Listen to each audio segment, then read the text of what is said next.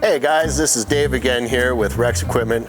Today we're going to be taking a look at this ZB-K70. This is a 70,000 BTU forced air heater. It's got a 19-liter tank to fuel this with kerosene. We've got the air movement through a 110 volt powered electric fan. We're seeing some pretty high efficiency combustion out of these units. This particular model is coming in at around 2.01 liters per hour.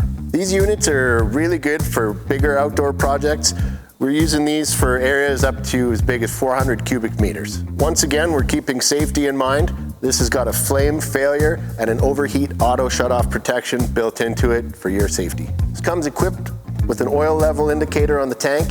It's also got dual oil filters. So there you have it. You've got the ZB-K70 kerosene heater.